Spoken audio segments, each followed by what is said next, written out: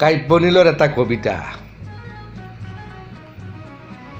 তই কৰিব লাগিব অগ্নিস্নান। তুমি হিন্দু নে মুছলমান সেইটো ডাঙৰ কথা নহয়, আমি মানুহ হ'ব লাগিব, অমৃত পুত্ৰ মানুহ। মানৱীয় দৃষ্টিৰে সমাজ দেশ সুন্দৰ কৰিব লাগিব, হ'ব লাগিব এজন স্বচ্ছ নিৰ্ভীক সঁচা অসমীয়া। তেতিয়াহে জীয়াই থাকিব চিৰচেনেহী মোৰ ভাষা জননী।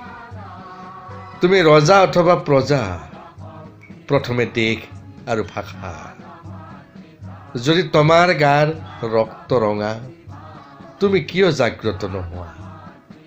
হিংসাৰ জুয়ে যদি কাৰোবাৰ ঘৰ জ্বলায়, ভায়ে ভায়ে যদি সংঘাত আনে, জাতিয়ে জাতিয়ে যদি সৃষ্টি কৰে মহাসংঘাত, তুমি কিয় প্ৰতিবাদ কৰা নাই? এই দেশ মোৰ দেশ বুলি ক'বলৈ সাহস জানো নাই? দেশ মাটি জাতি ভাগি গ'লে থাকিবানো ক'ত? তুমি হিন্দু নে মুছলমান, বুদ্ধ নে জৈন, এইখন আমাৰ অসম বুলি কোৱাৰ সাহস জানো নাই? শত শ্বহীদৰ তেজেৰে ৰাঙলী এইখন অসম দেশ। শত্ৰুক চিনি ল, কণ ক'ত আছ আইক পুজিবলৈ, কণ কণ আজি ওলাই আহিছ ৰাইজে ৰাখিছে হিচাপ। ইতিহাসে আমাক ক্ষমা নকৰে, দেশ গ'ল গ'ল বুলি চিঞৰি ওলাই নাহিলে সকলোৱে তোমাকেই লাজ দিব।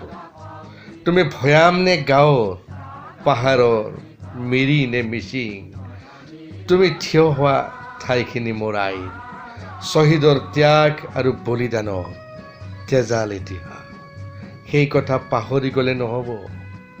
এই দেশৰ প্ৰতিজন অসমীয়াই বজ্ৰৰ কণ্ঠেৰে সাহস আৰু দৃঢ়তাৰে আহ ওলাই আহ, নিপীড়িত নিৰ্যাতিত আইৰ পূজাত ভাগ ল'বলৈ আহ ওলাই আহ। কাব্যনীল।